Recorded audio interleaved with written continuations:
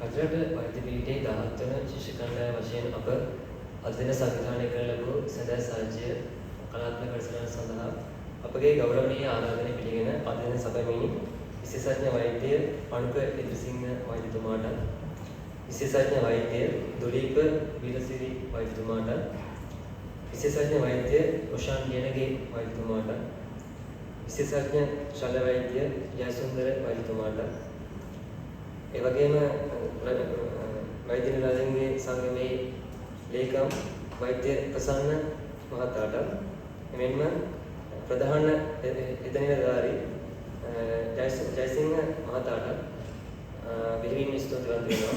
එමෙන්ම අද දින අපගේ අප විසින් සංවිධානය කළ ලැබූ සදා සාජ්‍ය කලාත්මක වැඩසටහන මෙලෙස සාර්ථකව නිම කිරීම සඳහා අපට මූලික මඟ පෙන්වීම සහ අවශ්‍ය පහසුකම් සැපයූ පොළොන්නරු ශික්ෂණ රෝහලේ අධ්‍යක්ෂක වෛද්‍යතුමාට නියෝජ්‍ය අධ්‍යක්ෂක වෛද්‍යතුමාට සහ නියෝජ්‍ය අධ්‍යක්ෂක වෛද්‍යතුමියට අපගේ ගෞරවනීය ස්තුතිය මේ අවස්ථාවේදී පුද සිටිනවා.